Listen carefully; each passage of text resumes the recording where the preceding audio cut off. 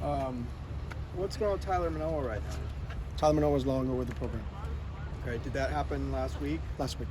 Okay, can you give us any information on that? Said he wants to go put his name in the portal and transfer and see if he can play somewhere next year.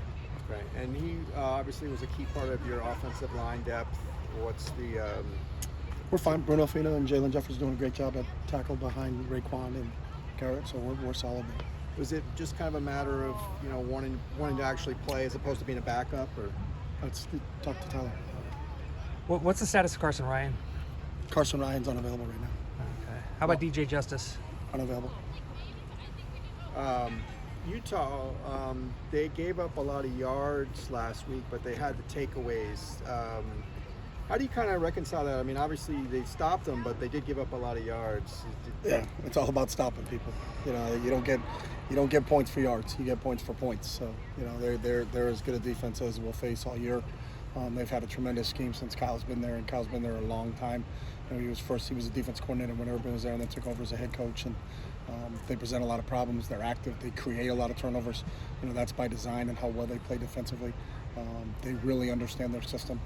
It's been in place for a really, really long time. We got a big task on Saturday, our offense versus their defense. What about them offensively? Obviously, they have a quarterback who's very gifted. Yeah. What are the challenges they? Multiple tight end formations. Not as much spread as some of the other teams that you face in college football. They do a great job with their tight ends. They lost a great tight end a couple weeks ago, one of the best in the country, but they got a slew of kids in that position. Thomas at running back, I think, really complements Cam very well. Cam can beat you with his feet. I think he was a leading rusher last week against Oregon State, an extremely accurate passer. They got a really good scheme. Andy Ludwig has been there for a couple of years now, and I think it's his second time there. Andy does a really good job offensively with their scheme, and there's going to be a lot of motions, a lot of shifts, a lot of things that can distract your eye discipline, and then you think the ball's going here, but it's going back over there. So they're the defending champs for a reason. They're really good in all three phases of the game. The defense, at least from an outsider's perspective, seems that it has clicked in the last two games. The two conference games. Was there something in a shift of scheme? It didn't click in the first two games? It seems more consistent, efficient. From an outsider's perspective. I think from an insider's perspective, I think they've been good all season long. So I think they're doing a really nice job, and we're getting contributions from all three levels. I think our defensive front is really active and making plays. I think Darius at the linebacker spot, along with CBS and John. And when we played Kenny there, it's been really helpful, and I think Blay and those guys in the back end have done a really nice job, and I think all three phases have complemented each other in all of our games this year. Especially the way that the team has played in the last two games. What can you say about how the coaches, Bill McGovern, all the defensive coaches have put the scheme together? Yeah, I think in all 5 games they've played really well on the defensive side of the ball, and so it's a compilation of that whole coaching staff over there and the players. We have some really veteran players, Blay and Mo in the back end. Have really done a nice job of kind of bringing the young kids along. So I think it's the whole group. I think it's the players and the coaches, but I've been pleased with our defense in all 5 games we played this year.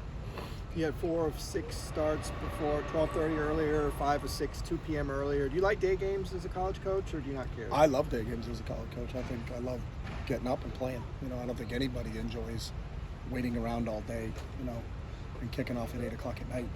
You want to get up. It's kind of in your DNA. You want to play. So I think we got a bunch of guys that want to play, but we don't get caught up in that very much because we have zero control over when we play. And, that's all television driven. So the only thing is we just have to apologize to our fans in Manila. DTR has clearly has had some success this season, but that starts with the offensive line. What are you seeing from Raekwon and Garrett that has helped out the offensive line? I think it's the whole group, Duke and Sam and Johnny Gaines and Neo, all that whole group. I think they've meshed really well. There's a lot of continuity there. Garrett played last year. Everybody that played for us was with us last year, with the exception of Raekwon. And you're plugging in a kid who's got 30 starts in the Big Ten, so his transition has been really natural for him. He's a really smart football player and has fit in really quickly with that group. So, the group of guys we got up front, I think there's a continuity to it. They've been around each other for a long time. Drev was with us before Justin left, so Drev was here as an offensive analyst, so he knew the group really well, knew our terminology. So we didn't miss much. Justin's an unbelievable football coach, but to be able to have Drev here to take over when Justin left was a real plus, and I think he's doing a really good job with that whole group. How much weight do you put on that unbeaten record? Like, is the 0 something you use as a motivator, or is that not really important to you guys? We put on the Utah tape, and that's our motivation. They're the defending champs in our conference for a reason. They've been very successful for a long, long time. We don't, 5-0 is in the past. There's nothing about the past. We don't live in the past. We live in the present, and our focus and attention is on playing Utah. So we don't really talk about being undefeated. Doesn't mean anything until Saturday night, or you continue to be undefeated.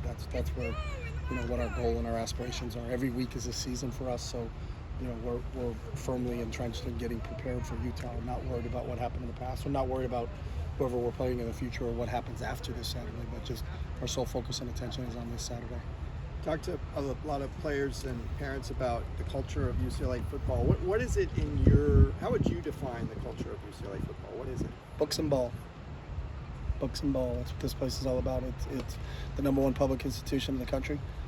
Plays football at the highest level, and kids that are totally immersed in their development. They want to be great in the classroom. They want to be great in the library. They want to be great in the weight room. They want to be great in the practice field. They want to be great in the football field. It's kids trying to realize their full potential. But we got a bunch of kids that are self-started, intrinsically motivated, and want to be great. And they challenge themselves by coming here academically, and they challenge themselves athletically by coming here. And what they're seeing, on the football field and in the classroom, we're as proud as that we got 20 we have 20 kids in grad school right now. We had 18 last year. We're as proud of that as we are as our record. So it goes hand in hand. These kids want to be successful in everything they do, not just sports. Sports is a small part of it, but it's great to be around these guys. It makes it fun every day as a coach when you got a bunch of kids they're hungry, they're lifelong learners, they're thirsty for knowledge. And then our job, we got to be on our toes because we got to be prepared every single day because we know they're going to be prepared every day. So I think the coaches and the players kind of feed off each other.